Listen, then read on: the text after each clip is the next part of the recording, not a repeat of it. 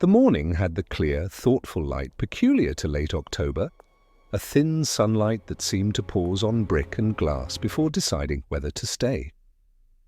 Flaxborough's chimneys were breathing out a polite grey smoke. A milk float hummed through the market square, and the pigeons, as usual, ignored it.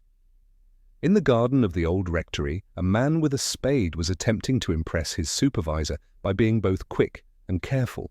He managed neither. With a dull clang, the spade struck something hard, and in the instant after the sound, the man, Mr. Fagg, felt the ground give way beneath him. He swore, stumbled, and then, oddly, fell silent.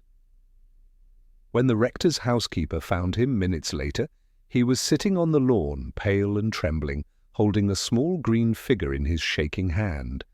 Inspector Purbright heard the tale first from Constable Chubb, who had been dispatched to take a look at the Roman. The word was uttered in the same tone one might reserve for a visiting royal.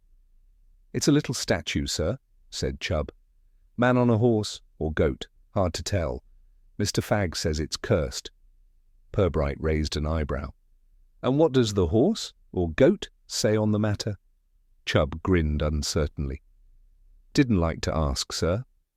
By the time Purbright reached the rectory, a modest crowd had assembled. Miss Lucy Teatime, impeccably dressed for an archaeological emergency, stood nearest the tape, notebook in hand. "You'll find, Inspector," she observed, "that every small town conceals a Roman layer beneath its conscience." Purbright regarded the figurine. Bronze, corroded, faintly sinister. "And sometimes beneath its flower beds," he said. The rector, a mild man in his 60s, insisted on recounting the tale 3 times. Each telling grew slightly more dramatic, until by the final version the earth itself had groaned as the idol was raised. Purbright, who knew the soil of Flaxborough to be incapable of drama, made a small note in his pocketbook. Later that afternoon, as he walked back toward the station, the inspector reflected on the curious efficiency with which rumour travelled. Already he could feel the story spreading. A Roman curse, a stricken workman, perhaps a ghostly legionnaire glimpsed in the mist. He paused by the bridge, watching the river carry away fallen leaves. In Flaxborough, truth often moved like the water, slow, silting, coloured by whatever passed through it. At the police station, Miss Teatime's voice arrived before she did. "I've been making inquiries of my own," she announced. "The rector's cousin, Mrs. Cribbage, says the figurine once belonged to a lady from Rome, and that she died mysteriously." "Many people do," Purbright murmured, "though seldom at the hands of a souvenir." Miss Teatime frowned at his mildness. "You'll see, Inspector. Some objects remember more than we think." Purbright nodded, eyes thoughtful. He had learned long ago that belief was often the tidiest disguise for intent. And somewhere in the tangle of this Roman fable, someone was tidying very carefully indeed. He turned back to his desk, where the figurine sat under a clean cloth, tagged and numbered. Its outline pressed faintly through the linen, like a secret waiting for its chance to breathe. By the following morning, Flaxborough had taken the Roman figurine to heart, or rather to its tongue. It travelled more swiftly than milk deliveries and with far greater enthusiasm. In the tea-room behind the high street, Mrs. Cribbage confided to her friend that she had felt something odd in the air, even before the relic was dug up. By lunchtime, this atmospheric oddness had matured into certainty that the Romans were returning, complete with sandals and unfinished business. At the same hour, in the drapery department of mallets, Miss Teatime was rehearsing her own version of the tale, punctuating it with knowing pauses.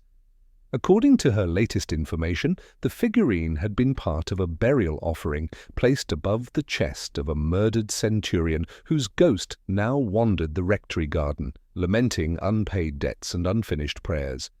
A detail of her invention, perhaps, but one that lent the story excellent stamina. Inspector Purbright, meanwhile, sat in his office with a cup of tea that had long since cooled, listening to Constable Chubb's account of the day's gossip. The constable relayed it with the gravity of a man delivering evidence before a jury. "There's talk of strange lights near the churchyard, sir. and someone swears they heard marching, faint like on gravel. Purbright stirred his tea without looking up. Most likely the curate taking evening exercise. His conscience treads heavily. Chubb hesitated. "They say it's a curse, sir. Mrs. Cribbage claims the rector's late cousin died after digging up Roman coins." "Mrs. Cribbage," Purbright replied, "also claims the vicar's cat is in league with Methodists. Best keep your categories distinct." Nevertheless, the inspector made a mental note. Rumour, he knew, had a way of sketching the outline of truth, even when colouring it with absurdity. He decided to call upon Dr. Bream again that afternoon. The antiquarian received him amid a chaos of books, maps, and fragments of pottery that seemed to breed in the dimness of his study. Bream looked exhausted, his fingers stained with soot from the fire. "This business with the figurine," he said at once, "is becoming intolerable. I've had people at my door asking to see it, as though I were running a sideshow." Purbright regarded him mildly. "Fame seldom arrives at one's convenience. You examined it, I presume?" "Of course," said Bream, too quickly. "Bronze of indeterminate age, though likely late period. Worth little, except as a curiosity." "And yet you locked it away," Purbright observed. Bream's expression twitched. "Purely precautionary. One hears stories of collectors, people without scruple." "Indeed," Purbright murmured, rising. "Flaxborough is full of them." When he left the house, the afternoon light had turned thin and cold. Across the square he could see Miss Teatime speaking earnestly to Mrs. Cribbage, their heads inclined like conspirators over a plot. As Purbright passed, they stopped abruptly, offering him identical smiles of wounded innocence. That evening the town seemed unusually alert. Curtains stirred as he walked home, lamps flickered in front parlours where conversations dropped at the sound of footsteps outside. The figurine had become an unseen guest in every house, admired, feared, or quietly blamed for whatever had lately gone amiss. Purbright paused by the rectory gate, looking toward the patch of soil where it had been found. The air smelled of damp leaves and chimney smoke. Somewhere, a church bell gave a single, uncertain toll. He stood for a moment, considering the odd comfort people found in curses. Superstition, he thought, was merely fear given a script and a cast. Back at his lodgings, he found a note slipped under his door. In careful handwriting, it read, "Inspector, the rector's will was never signed. Ask Dr. Bream why." There was no name, only a faint trace of lavender perfume. He read it twice, then folded it neatly into his pocketbook. Outside, a gust of wind rattled the windows, and the curtains moved like something breathing behind them. The town, for all its quiet respectability, was beginning to talk in its sleep. The note remained in Purbright's pocket all through the morning, its presence a small weight that accompanied him from desk to doorway. By the time the town clock marked 10, he had decided upon a course of action. It was not curses or ghosts that concerned him now, but paperwork, the kind that usually outlived its owners and told quieter, truer stories than rumour ever could. He began at the Borough Records Office, a building that smelled of ink and resignation. The clerk, a thin man with a remarkable talent for disapproval, fetched the rectory's property file with visible reluctance. Purbright leafed through its contents slowly, his finger tracing the neat signatures and the occasional smudge of a nervous pen. Nothing unusual, save for one detail, a recent transfer of ownership for several small items from the rectory to the Flaxborough Museum. Among them, a bronze figurine of equestrian form, presumed Roman. He closed the folder gently. The museum then had expected the relic before it ever saw daylight. That meant someone had known it was buried, or had placed it there themselves. When Purbright arrived at the museum, the curator, Mr. Mowbray, was in the process of rearranging a display entitled "Britain Under the Eagle." He greeted the inspector with a cheeriness that barely concealed his unease. "Ah, yes, the famous figurine," he said, rubbing his hands as though warding off invisible dust. "A splendid find, though I must say we hadn't expected it quite so soon." "Soon?" Purbright echoed mildly. Well, Dr. Bream mentioned he was arranging for its recovery. He was terribly excited and said it would crown the exhibit. We even cleared a space for it.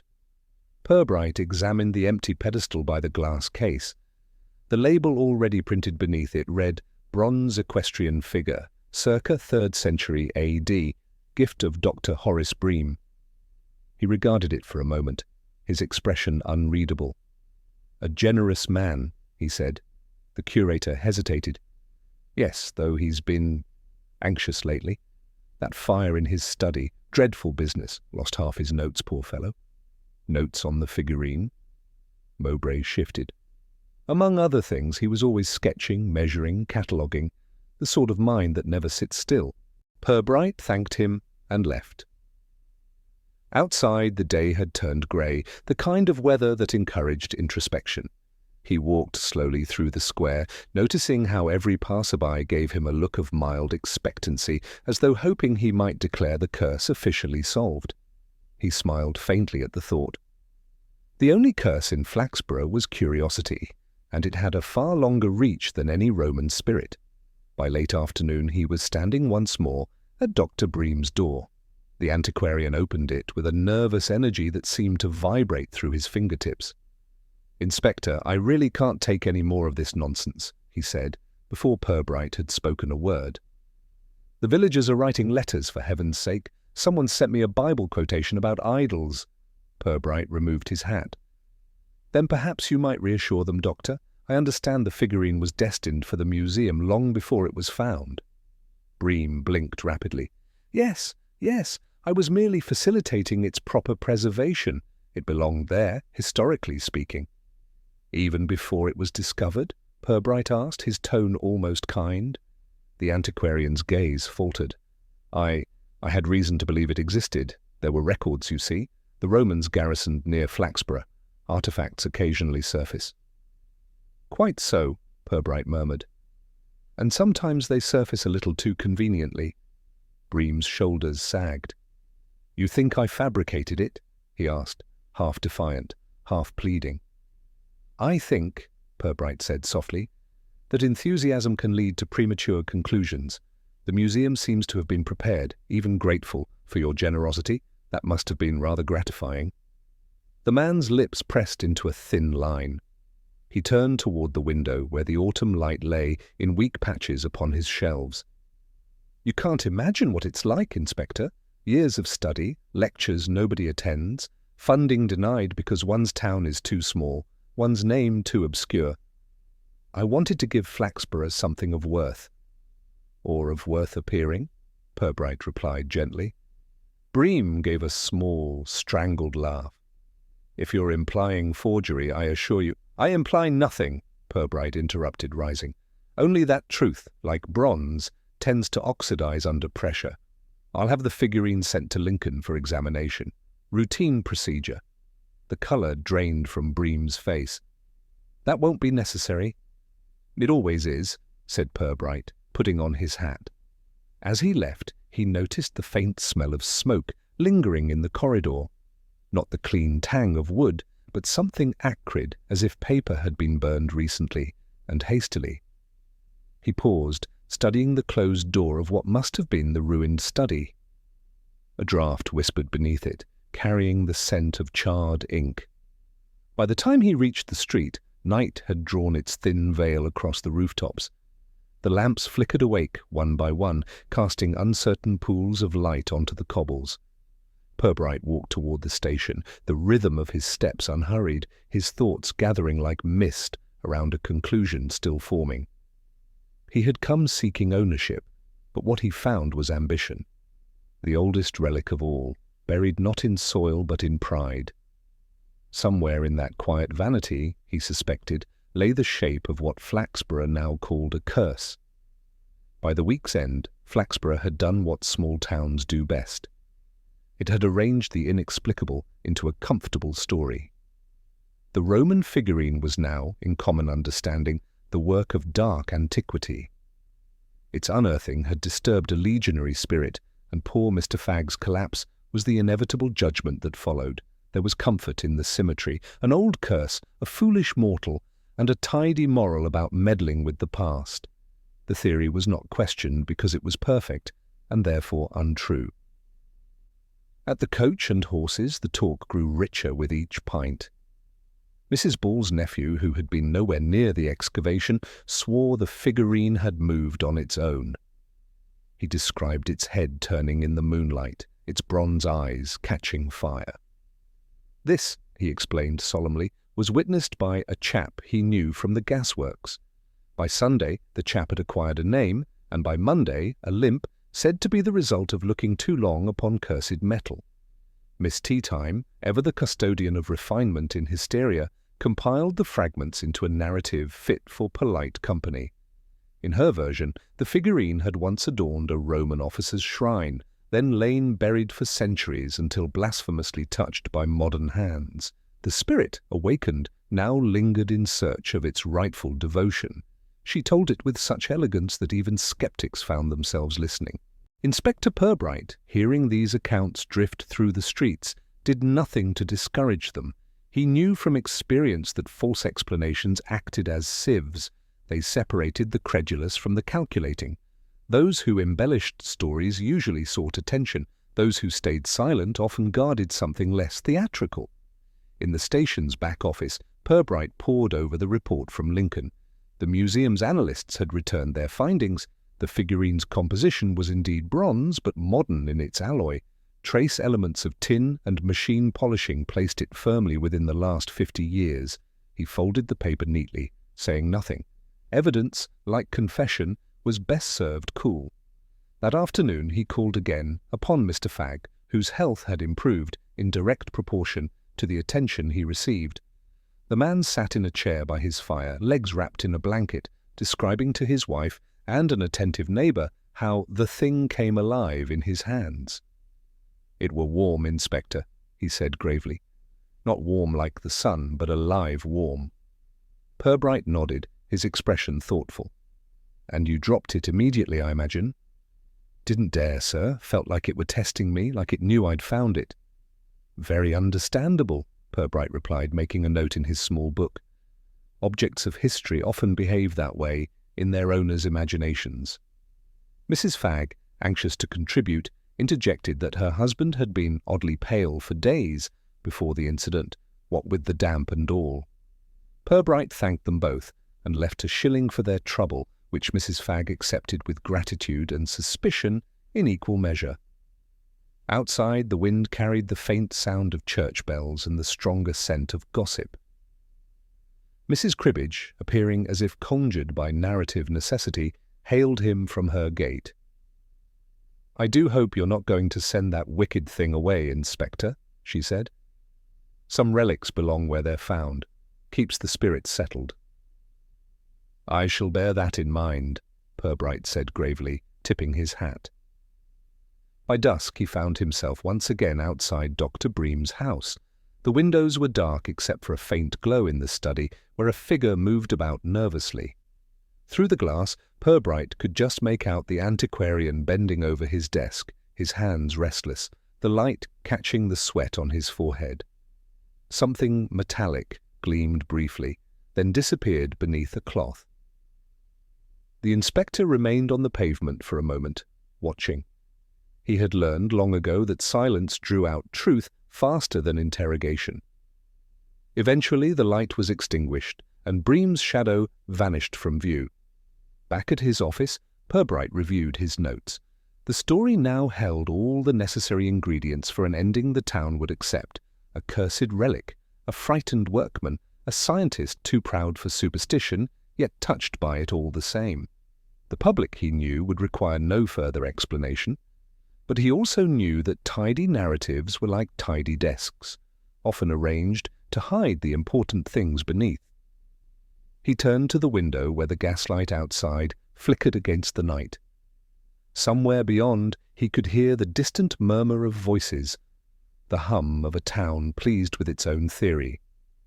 Let them have it, for now. Behind the comfort of their invented curse, someone had gone to a good deal of trouble to make sure the figurine's real history stayed buried. Purbright took up his pen and wrote a single line in his book before extinguishing the lamp. When truth wears folklore's face, someone is always watching behind the mask. The room fell silent, but for the soft tick of the clock. Outside, the town exhaled, satisfied with its neat explanation, while Purbright waited, patient as dust, for the next crack in the story to show itself. The morning post arrived at the station in its usual modest ceremony, a handful of envelopes slapped down on Miss Pock's desk beside her tea.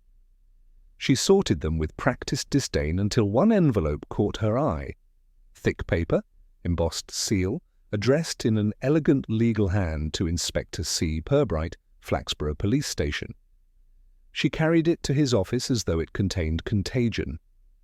Purbright examined it briefly, noting the seal of the firm Partridge, Holt and Wainwright, solicitors from the next county, reputable enough to charge by the pause. Inside was a single letter, dated 3 days prior. It stated, with the calm menace only lawyers achieved, that the ownership of the rectory garden, and by extension any items found upon it, was subject to dispute. The claim came from one Mr. Lionel Gedge, heir to the late Sir Almeric Denslow, who had a vested antiquarian interest in the property through a series of leases and bequests. Purbright read it twice, then once more aloud for the peculiar pleasure of its self-importance. The signature, though florid, seemed oddly inconsistent. The final loop of Gedge hesitated, as though drawn by an uncertain hand. He folded the letter, thoughtful. When men disputed over worthless trinkets, greed was the usual currency. When they fought over bronze horses that cursed their finders, the currency was often guilt. That afternoon, Purbright visited the solicitor's office. Mr. Partridge, a man whose expression suggested a lifelong disapproval of conversation, greeted him with cautious courtesy. "The claim, Inspector, is merely procedural," he explained, polishing his spectacles with an air of reluctance. "Mr. Gedge believes certain artifacts from the rectory grounds were promised to his late uncle. Naturally, we wish to avoid unpleasantness." "Of course," Purbright said, studying the man's precise handwriting on the copy of the letter. "You corresponded directly with Dr. Bream on this matter?" Partridge hesitated. "Indeed, there was an exchange, purely professional." "And might I see it?" The solicitor's discomfort grew visible. "I'm not sure that would be proper." "Quite right," Purbright agreed pleasantly. "Improper acts, however, are often educational." Reluctantly, Partridge produced the correspondence. 2 letters. The first from Bream, acknowledging an understanding regarding items of archaeological interest. The second, from Partridge's office, confirming receipt. It was that second letter which drew Purbright's eye. The signature at the bottom, though ostensibly Bream's, lacked its usual flourish. The spacing, the tilt, the weight, all subtly different. "You'll forgive me," said Purbright quietly, "but I find myself in the curious position of reading a man's name written in another's hand." Mr. Partridge frowned. "Forgery, Inspector, is a serious allegation." "So are curses," Purbright replied mildly. "Yet the town seems to have adopted one without difficulty." Outside, the air held that flat chill particular to early November, the sort that turned breath into brief ghosts. Purbright walked back toward the station, replaying the exchange. If the letter was forged, it meant someone had an interest in transferring ownership. Perhaps to legitimize possession of the figurine, perhaps to prevent its provenance from being questioned. Either way, Dr. Bream was again at the heart of the matter. He returned to the museum before closing hours. Mr. Mowbray greeted him nervously as though expecting confiscation. The figurine, still locked away, had acquired its own tiny myth. Visitors had begun asking to see the cursed Roman, and Mowbray, torn between fear and publicity, had declined politely. "Has anyone else inquired after it?" Purbright asked. Mowbray nodded.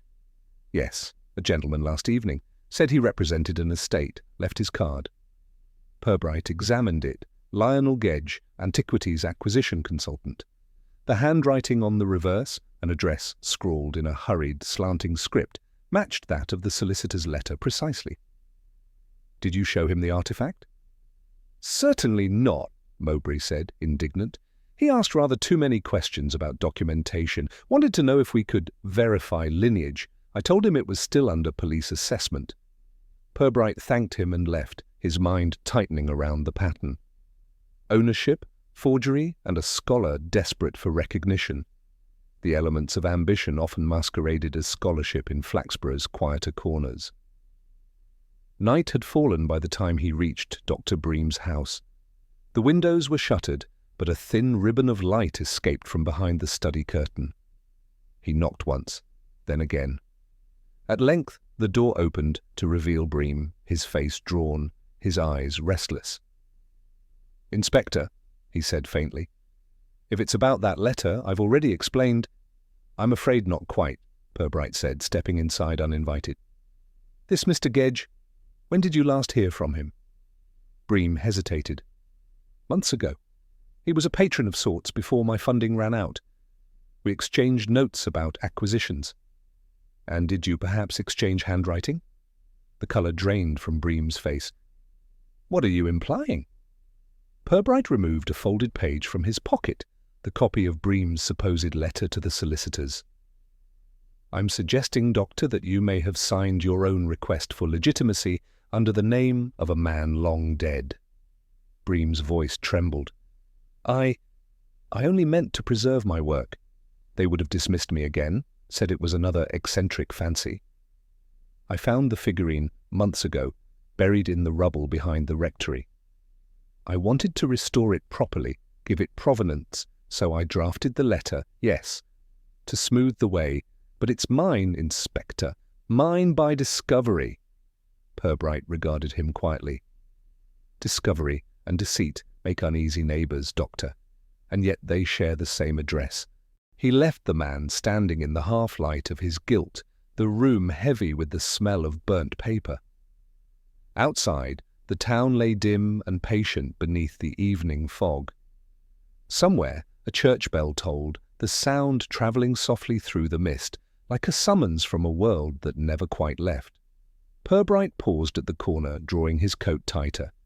The curse, it seemed, had found its true author, not in Rome, but here in Flaxborough, written not on bronze but on parchment, in a hand trembling with ambition. The fire began just before dawn, a discreet crackling behind drawn curtains that no one noticed until the smell of smoke crept into the street.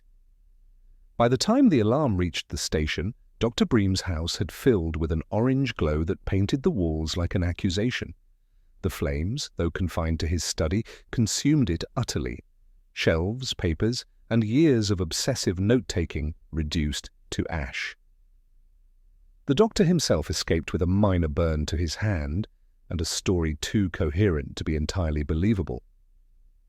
When Purbright arrived, the fire brigade had already tamed the blaze, leaving behind a blackened room and the faint hiss of cooling timber. Bream stood in the garden, wrapped in a blanket, staring into the wreckage with an expression somewhere between relief and loss. "It started so suddenly," he murmured. "I'd been working late, perhaps a candle overturned." Purbright looked at the soot along the doctor's sleeve, the reddened fingertips of his uninjured hand. "Candles rarely overturn themselves," he said mildly. "You might consider that fortunate." Bream managed a weak nod. "Fortunate?" His eyes flickered toward the ruins of his desk. Everything I'd written, the catalogues, the letters, gone. It's as though the past insists on remaining buried. The inspector's gaze drifted over the charred fragments. Among them, something metallic caught a glint of morning light. The remains of a drawer lock, twisted open rather than melted. Purbright crouched briefly, noting the small burn pattern around it, circular, deliberate. He said nothing, but pocketed a splinter of scorched paper that bore half a sentence. By Verona. Invoice enclosed. By mid-morning, the town had transformed its curiosity into alarm. The curse, once amusing, was now tangible. Smoke from Bream's house hung like an omen above the rooftops, and the prevailing theory was that the Roman spirit, thwarted by the inspector's skepticism, had turned to fire in protest. Mrs. Cribbage claimed she had seen a soldier in armour walking through the haze. Miss Teatime, correcting her gently, insisted it was probably only guilt made visible. At the church hall, where gossip gathered like incense, the vicar attempted to restore calm. "We are not cursed," he said, adjusting his spectacles. "We are merely fallible." But fallibility, being dull, never travelled far in Flaxborough. By evening the story had acquired detail. The figurine had glowed red-hot, the fire brigade's hoses had run mysteriously dry, and Dr. Bream had been heard crying in Latin. Purbright spent the afternoon at the rectory, speaking with the vicar in the study that smelled faintly of polish and wilted flowers. Reverend Malison, a narrow man of mild temperament, regarded the inspector with tired amusement. "It's the usual pattern," he said. "A little fear, a touch of vanity, and before long the devil himself is found to be living under the sideboard." "Your parishioners are resourceful in matters of theology," Purbright replied. "They prefer a haunting to a sermon. Easier to believe in something dramatic." Malison leaned forward. "But tell me, do you truly think it was accident?" Purbright hesitated just long enough for the pause to mean yes and no. "Fire is useful for many things," he said, "particularly for removing awkward documents." The vicar nodded slowly. "Dr. Bream has always been clever, too clever. There's talk he had debts, moral ones, not only financial. Years ago he corresponded with an Italian restorer, a Signor Bellini or Bellero, something of that sort. The man came here briefly, worked on church relics, then he left suddenly. No one quite knew why. Do you recall when? Before my time. Ask Mrs. Teatime. She remembers everything unpleasant." Outside, the light had turned the colour of pewter. Purbright walked back through the square where small knots of townsfolk whispered beside lamp-posts, their breath curling in the chill air. Each retelling of the fire grew more ornate. By the time he reached the police station, the story had matured into tragedy. Bream had been found unconscious, clutching the figurine, saved only by divine intervention. He closed his office door and unfolded the charred scrap he had taken from the ruins. The partial line intrigued him. "Verona, invoice enclosed." It hinted at a transaction, not correspondence. The Italian restorer, perhaps?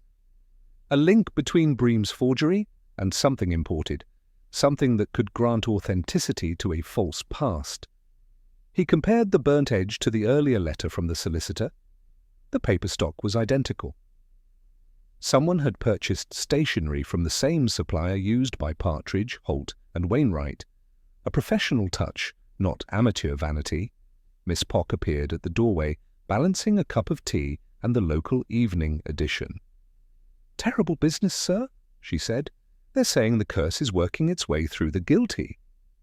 "Then I must be careful," Purbright replied, accepting the tea. "I've sinned against several schedules this week."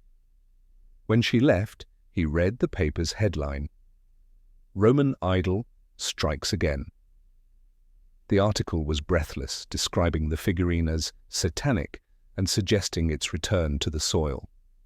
Beneath the hysteria, though, one small paragraph caught his attention, an anonymous tip claiming that a foreign gentleman had been seen visiting Bream weeks before the discovery. Purbright set down the paper. If true, it suggested that Bellini, or whatever name he now used, had returned quietly. And if that visit preceded the unearthing, then the figurine had not been found at all. It had been planted. He turned off the lamp, leaving the office in near darkness. Outside, the fog thickened, muting the world into a hush that seemed almost reverent. Somewhere beyond it, church bells rang again, faint, uncertain, as if testing whether faith could still be heard over fear. Purbright sat for a long while, listening. In a town so eager for curses, truth would need to speak softly if it hoped to be believed. The morning after the fire, Purbright arrived at the station to find Constable Chubb waiting outside his office with an expression torn between excitement and disbelief. In his hand, held as though it might explode, was a plain brown envelope. "Delivered first thing, sir," he said. "Addressed to Mrs. Fagg, came by post, she brought it straight here." Purbright took it carefully. The handwriting was unfamiliar. Neat, but nervous, each letter pressed too hard into the paper. Inside lay 3 £1 notes, crisp and clean, and a small coin that caught the morning light like an eye. Bronze, faintly green, unmistakably Roman. There was no letter, only a single line written on a slip of paper, for what was lost and what must remain unspoken. Purbright turned the coin over between thumb and forefinger. "Did she say who sent it?" "No, sir. Just said the postmark was Lincoln. Thought it might be the museum." "Did she seem pleased?" "More frightened than pleased," said Chubb. "Said she hadn't lost anything, except sleep." Purbright nodded and studied the envelope again. The seal had been licked unevenly, the paper faintly scented. Lavender, the same as the anonymous note slipped under his door days before. He felt the faint tightening of recognition.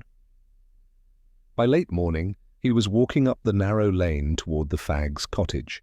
The house smelled of coal smoke and boiled cabbage. Mrs. Fag, a small, sturdy woman with hands like polished stone, greeted him with wary hospitality. The envelope lay on the table beside a tea towel. "I don't want it, Inspector," she said. "I told Alf to give it back, but he says money's money, and if it's cursed, well, so are we." Purbright smiled faintly. "Perhaps it's not a curse at all, Mrs. Fag. Perhaps someone felt gratitude." She frowned. "For what? Alf just dug it up. He didn't mean to." "Some discoveries," Purbright said gently, "happen too soon." He asked if anyone had visited recently, and she hesitated. "A lady came yesterday, said she was from the paper, asked if Alf had seen anything unearthly. She wore gloves, expensive sort." "And did she give her name?" "Miss Teatime, I think she said. But she didn't ask much about the fire, just whether Alf planned to keep quiet about where the thing was found." Purbright's expression remained neutral. He thanked her, took the envelope, and left. Outside the day was clear but pale, the sunlight weak as diluted milk. He paused at the gate, turning the coin over once more. The face upon it, an emperor's worn to anonymity, looked almost amused. Back at the station, he laid the coin beside the charred scrap from Bream's study and the letters from the solicitor. The pattern was beginning to take shape, but, like all patterns, it required distance to be seen clearly. Someone had sent hush money disguised as compensation. Someone who feared that the story of the figurine might unravel further than its myth allowed. By mid-afternoon, Purbright visited the museum once again. Mr. Mowbray greeted him with visible fatigue. "Inspector, if this continues, I'll have to start charging admission for rumours." "I wouldn't advise it," Purbright said. "You'd soon run out of chairs." He handed over the Roman coin. "Would you mind looking at this?" Mowbray fetched a magnifying glass, peering through it with exaggerated care. "Ordinary 3rd century issue. Constantine's reign, perhaps. Value negligible, but interesting for its condition. Where did it come from?" "From Mrs. Fag's post," Purbright said softly. Mowbray looked up sharply. "Then whoever sent it wanted to be believed. That's the sort of touch collectors use when bribing silence." "So I thought." They spoke for a while longer, and Purbright left with a quiet certainty forming in his mind. By evening, he sat alone in his office, a rough sketch spread before him. On it, he drew 3 circles: Dr. Bream, Mrs. Fag, and unknown patron. Between them, he wrote a single word: debt. The more he studied it, the clearer the web became. Bream had forged the figurine, yes, but he had not done it alone. Someone had financed the deception, someone who needed a discovery to justify their investment. Perhaps an Italian craftsman had supplied the skill, perhaps an unseen investor had supplied the motive. When the fire came, the truth was meant to burn with it. He leaned back, rubbing his eyes. Outside, the town clock struck 7, each chime deliberate, as though counting sins. Then came a knock at the door. Miss Teatime entered without waiting to be invited, her expression carefully arranged into curiosity. "I hear our scholars had a spot of bad luck," she said. "You'd almost think history objected to being tampered with." Purbright gestured to a chair. "And yet you've been inquiring about it." To Mrs. Fagg, among others. She smiled faintly. A harmless conversation. "But I did hear something you might find amusing. Dr. Bream's benefactor, Sir Almeric Denslow, left behind quite the collection of foreign correspondence. One of his letters was from Verona, a craftsman named Bellini." Purbright said nothing. She leaned forward. "And that craftsman, Inspector, arrived in Flaxborough 3 months before the figurine was found. He stayed at the Angel Inn, paid in cash, and left abruptly after the first frost." Her gaze was steady. "You see, the curse isn't ancient at all, it's freshly minted." Purbright allowed himself the ghost of a smile. "Then let's hope its maker kept the receipt." After she left, he returned to his sketch, drawing another circle, Bellini, and linking it to Bream with a solid line. The pattern now resembled a constellation, faint, orderly, inevitable. The envelope to Mrs. Fagg confirmed what he had suspected all along. Guilt was moving through Flaxborough disguised as generosity, tidying the past with small payments and smaller lies. He placed the Roman coin beside his lamp, its surface catching the low light. In that flicker, the Emperor's face seemed to shift, almost nod, as though approving the deceit that had borrowed his likeness. Purbright smiled faintly at the thought. History, it seemed, had a sense of humour, and in Flaxborough even its jokes came with a conscience. Night had pressed itself fully upon Flaxborough, the kind that seemed to settle rather than fall, slow, deliberate, without urgency. Inside his office, Inspector Purbright sat before a low lamp, the air heavy with the soft curl of pipe smoke that rose and hung like faint Roman incense. He had spread before him the collected statements, each page a voice captured in ink, and for the first time he began to listen not to what was said, but to what had been carefully avoided. Mrs. Fagg's account, for instance, had a pause that grew with every retelling. Her story began eagerly, the moment the spade struck bronze, but wavered just after. Then Alf picked it up and, well, there was a light, or something like it. Or something like it. Purbright had heard that phrase before, always from those trying to make the improbable respectable. He marked it with a pencil, a small cross at the margin. Dr. Bream's statements, by contrast, were too polished. The rhythm of his words betrayed rehearsal, each sentence paced to sound reasonable, regretful, guiltless. He spoke of accidents of scholarship, an excess of enthusiasm, and a lamentable oversight in authentication. Purbright, reading the transcript again, could almost hear the clink of ego behind the phrasing. Men who wished to seem honest often tried too hard to seem calm. He exhaled slowly, the pipe's ember glowing like a watchful eye. The so-called curse had performed its task perfectly. It had hidden the crime in plain sight. Superstition, he thought, was the oldest camouflage for wrongdoing. It drew the innocent into awe and the guilty into silence. A convenient haunting could make any confession appear romantic, even virtuous. He rose, crossed to the window, and watched the square below. The fog had thinned, revealing scattered lights, the gentle geometry of a town asleep, believing itself safe again. Somewhere, a cat slunk across the cobbles, indifferent to history. Purbright smiled faintly. The curse of Rome, he murmured, was probably a tax. He returned to the desk and reached for the envelope addressed to Mrs. Fagg. Its scent still lingered faintly of lavender, an oddly delicate touch for bribery. He set it beside the Roman coin, the forged letter, and the burned scrap. Each piece alone was small. Together they formed a narrative both precise and absurd.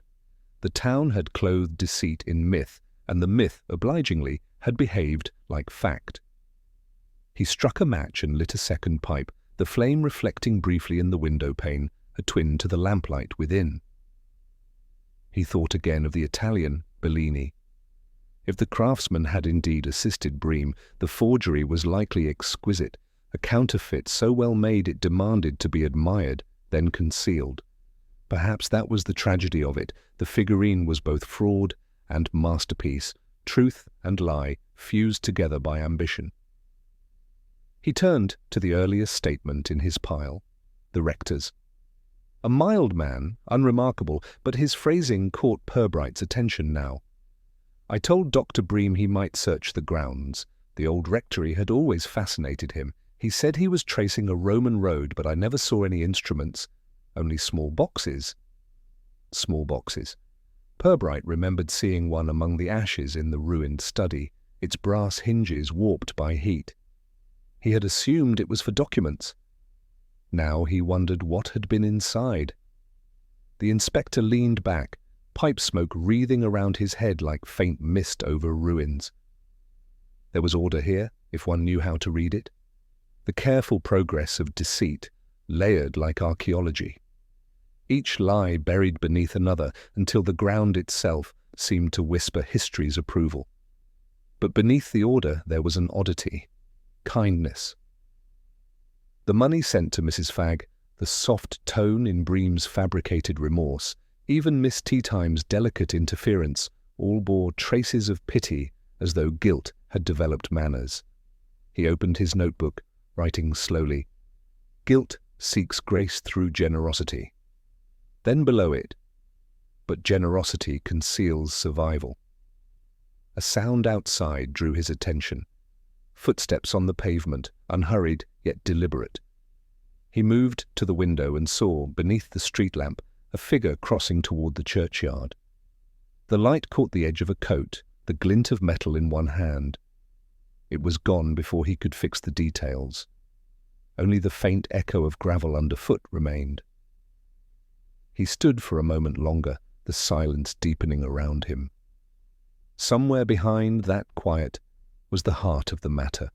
Not the fire, nor the forgery, but the impulse that had driven them both.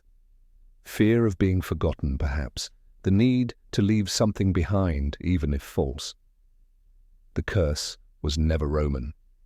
It was the weight of conscience pressed into the shape of myth. Returning to the desk, he folded the documents neatly and locked them away. Tomorrow he would visit the rectory once more and dig, not for relics, but for truth buried by pride. He extinguished the lamp, and in the half-darkness the ember of his pipe glowed a final moment before fading to ash. Outside, the night moved on in its quiet order, and within that order the oddity of human guilt, polite, inventive, and endlessly persistent, continued its ancient, weary work. The following afternoon unfolded beneath a pale, forgiving light, the kind that softened even the blunt edges of Flaxborough. Inside the museum, where the air always seemed faintly dusted with history and starch, Mr. Mowbray had arranged a small table by the Roman display. Upon it rested a teapot, 3 cups, and a plate of shortbread so dry it might well have survived the empire itself.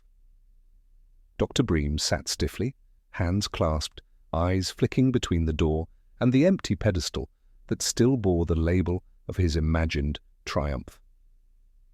Purbright arrived exactly on time. His entrance was unhurried, courteous, and without ceremony, the way he preferred all revelations to begin.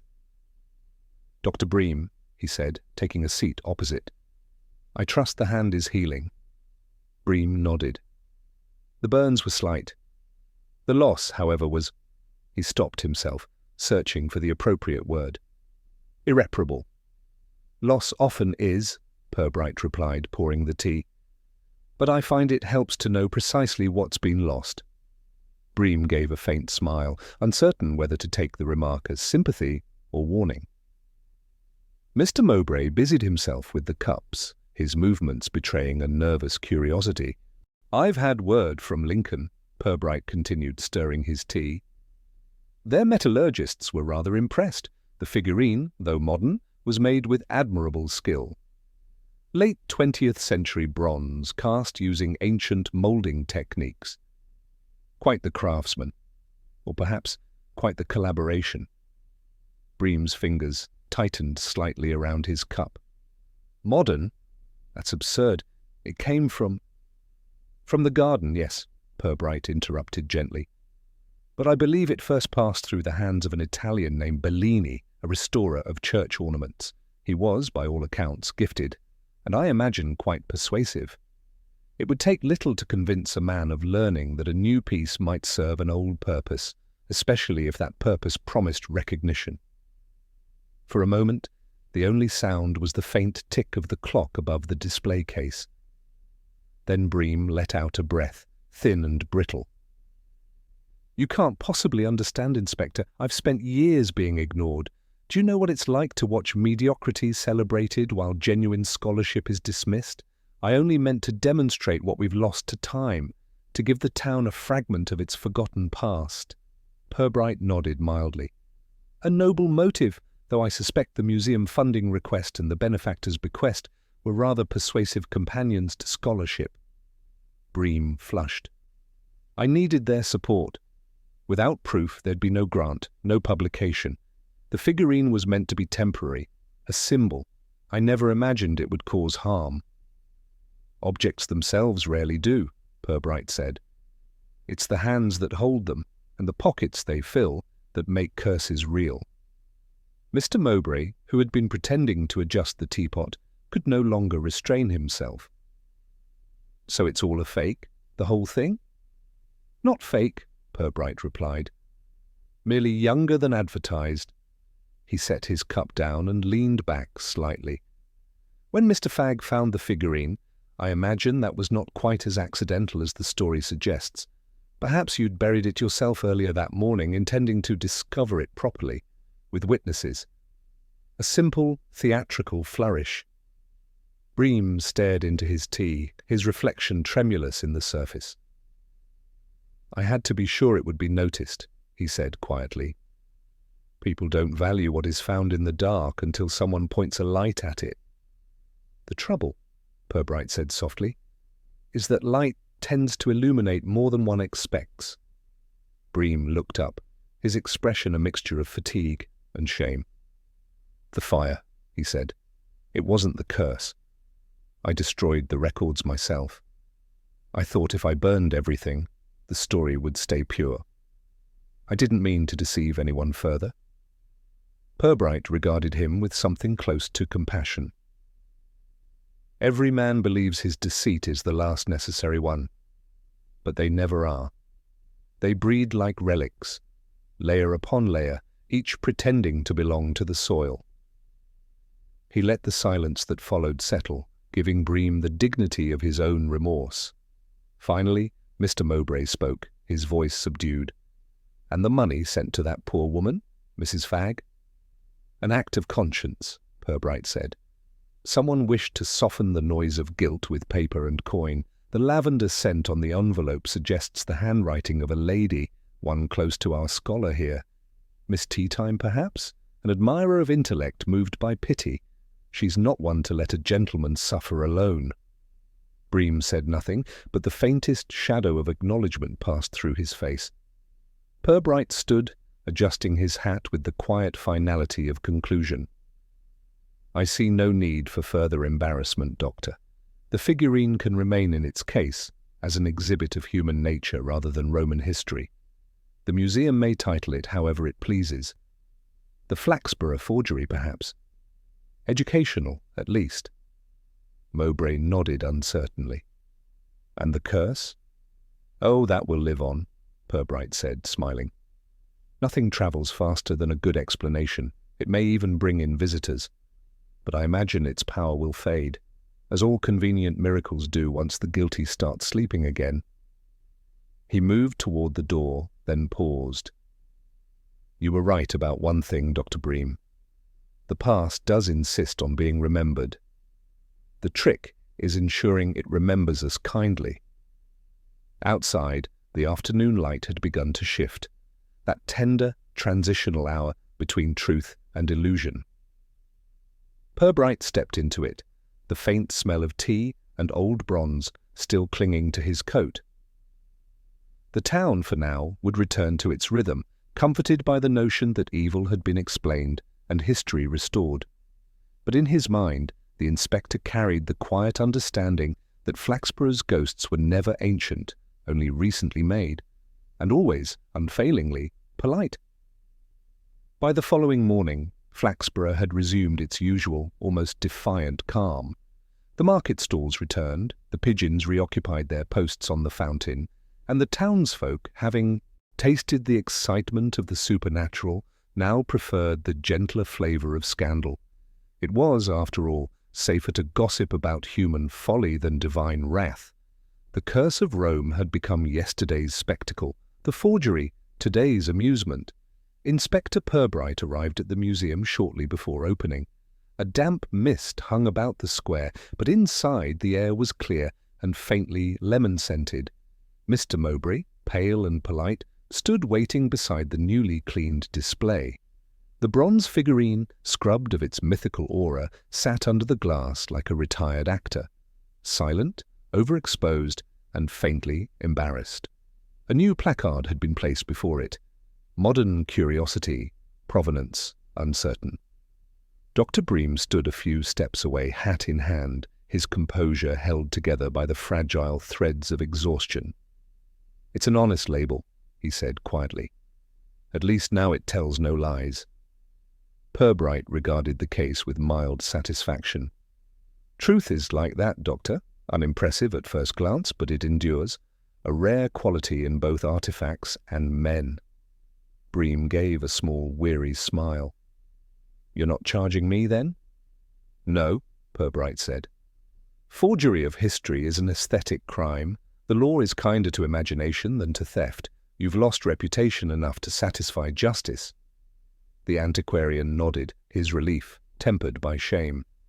"I suppose that will serve as punishment." "It usually does," Purbright replied. "Public forgiveness is merely politeness stretched thin.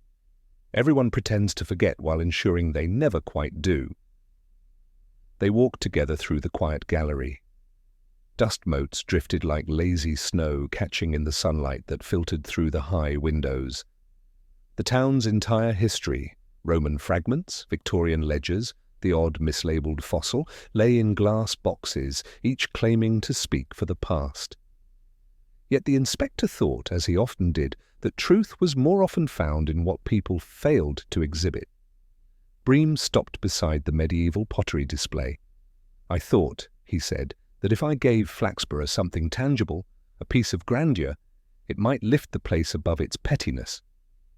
Instead, I've reminded it what it already knows too well." "That we're all quite ordinary?" Purbright asked.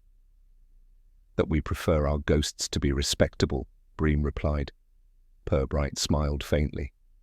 "Respectability, Doctor, is the final defense against curiosity. You've disturbed it. That alone may be worth something."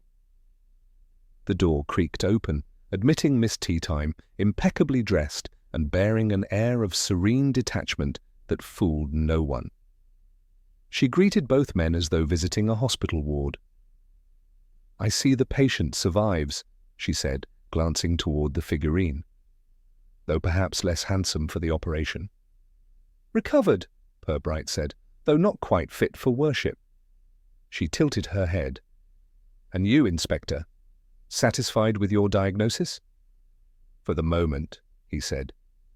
"Curses are difficult patients. They tend to recur whenever vanity takes ill." Her smile deepened, though her eyes flickered briefly toward Bream. "Then I shall pray Flaxborough remains in good health. The town has an appetite for drama. I suspect it will find another."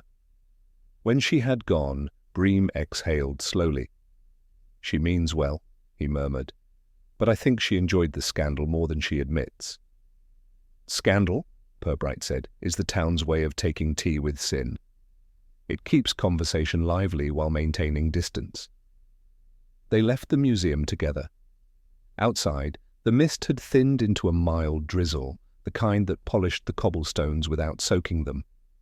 Across the square, Mrs. Cribbage was already relating to anyone who would listen that the curse had been broken by holy intervention, while Mrs. Ball's nephew swore he had always said the statue was a fake, though he'd never said it aloud. As they reached the corner, Bream stopped. "Inspector," he said quietly, "do you ever wonder whether truth does any good? The lie, for all its faults, gave people something to believe in, a story to share." Purbright's tone was gentle. "Perhaps. But lies are like relics, Doctor. They crumble the moment you touch them. Bream nodded, his eyes distant. "I suppose I should leave town for a while. Let the dust settle." "I think that would be wise," Purbright said. "Flaxborough forgives best in absence." They parted there, the inspector watching as Bream's figure receded down the wet street, a man reduced, but lighter for it, stripped of illusions, yet somehow freer. Back at his office, Purbright set the case notes aside. There would be no formal report, no prosecution. The paperwork would end, as most matters in Flaxborough did, with a line of polite understatement, no further action deemed necessary. He tamped his pipe and lit it, the flame catching briefly before settling into a steady glow. Through the window, the rain continued its quiet work, washing the town clean enough to look innocent again. Somewhere beyond the square the church bell tolled the half-hour, not solemnly, merely punctual, as if to remind everyone that the world, despite its curiosities, remained comfortingly ordinary. Purbright leaned back, the smoke curling above him. The curse, the forgery, the guilt, all had resolved into something smaller, more human. And that, he thought, was as it should be. Truth in Flaxborough always arrived politely, carrying its own apology for the inconvenience. By the close of the week, autumn had reclaimed its quiet authority over Flaxborough. The market square, washed by intermittent rain, gleamed faintly beneath a sky the colour of tarnished pewter. Smoke rose in thin, well-behaved columns from chimneys, and the river, now freed from gossip, resumed its steady whisper beneath the bridge. The brief excitement of curses, fires, and forgery had already begun to fade into anecdote, retold with decreasing accuracy and increasing satisfaction. Inspector Purbright, as was his habit on Friday mornings, walked without purpose through the town. The act of wandering, he often said, allowed the mind to tidy itself. His shoes clicked softly against the damp pavement as he passed the draper's, the tea shop, and the modest bookshop, whose window still displayed a pamphlet on local antiquities, now regarded by the townsfolk with faint suspicion. The church bells struck 10, calm and unhurried, as though marking not the hour, but the town's return to normal rhythm. At the rectory wall he paused. The garden beyond, once the stage for Flaxborough's brief flirtation with the supernatural, lay perfectly ordinary again. Trimmed lawn, scattered leaves, the faint smell of turned earth. A patch of grass, newly sown where the figurine had been unearthed, bore the fragile green of something determined to forget. Purbright rested a hand on the stone, feeling its coolness through his glove. It was curious, he thought, how easily belief took root in soil, and how stubbornly it resisted weeding once planted. The vicar emerged from a side gate, hat slightly askew, his expression one of mild embarrassment. "Inspector, I was just on my way to call on you. The Church Council wishes to thank the police for their, measured handling of the Roman matter." Purbright smiled faintly. "Measured responses are all we can afford, Reverend. Anything stronger might encourage hope." The vicar chuckled politely, though his eyes betrayed a trace of unease. "You don't think it will resurface, do you? The story, I mean?" "In Flaxborough, Reverend, stories never quite die, they merely take holidays." The clergyman nodded and moved on, his footsteps fading into the stillness. Purbright continued along the path, his mind drifting not to the investigation, but to its echoes. The way fear had travelled through the town like weather, touching everyone lightly, yet leaving certain corners darker. Beneath the civility, he had glimpsed what lay always waiting, the human appetite for wonder, even at the expense of truth. He stopped by the bridge and watched the water move beneath. Fallen leaves turned lazily in the current, their colours dulled to muted golds and browns. In their slow, inevitable journey, he saw something of Flaxborough itself, never rushing, merely carrying each story downstream until the next one came to replace it. From the churchyard, faint choral practice drifted on the wind, the schoolchildren rehearsing for All Souls' Day. Their voices, bright but hesitant, mingled with the tolling of the bells, and for a moment the sound blurred the line between morning and melody. Purbright smiled to himself. It was a good reminder, he thought, of how little separated faith from folly, and how often both sprang from the same wish to make sense of what refuses to explain itself. He turned back toward the high street. Outside the post office, Miss Teatime was engaged in polite conversation with Mrs. Cribbage, who was still insisting that the figurine had glowed red as sin before the fire. When Purbright approached, both women brightened with the restrained delight of those who consider proximity to the police a form of social prestige. "Ah, Inspector," Miss Teatime said, "we were just discussing how peacefully the town feels again. It's as if the air itself has been exorcised." "Possibly," Purbright replied, "though I suspect it's merely cooled." Mrs. Cribbage leaned in conspiratorially.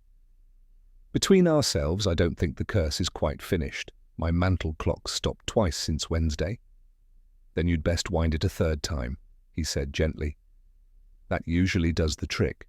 As he walked on, he heard Miss Teatime laugh softly behind him, the sound carrying like perfume through the damp air. She, he knew, would eventually write her own version of the affair, one in which ghosts remained ambiguous and Inspector Purbright appeared slightly more romantic than in life. Perhaps that was fair. Fiction, after all, was just honesty dressed in its Sunday best. Back at the station, he found Constable Chubb bent over a crossword, frowning with the concentration of a man solving philosophy. "Morning, sir," Chubb said without looking up. "Got one for you. 5 letters. Means truth concealed by courtesy." Purbright hung his hat and coat. "Try Flaxborough. It fits most clues." Chubb chuckled uncertainly, unsure whether it was a joke. The inspector settled at his desk, drew the blinds halfway to soften the light, and opened his notebook to a blank page. He wrote only one line before closing it again. "The living invent curses, but it's the dead who are blamed for our imagination." He leaned back, the faint scent of smoke still lingering in his coat. Outside, the rain began again. Not heavy, just persistent, tapping gently at the window like an old acquaintance. The sound filled the office with a kind of peace. In the square, the clock struck noon. Shops opened their doors, pigeons resumed their negotiations with crumbs, and the church bells chimed once more, patient and precise. Flaxborough, having entertained its ghosts, was content to let them rest. Purbright smiled, reached for his pipe, and thought, not for the first time, that the only miracle worth believing in was the town's unshakable ability to continue exactly as before.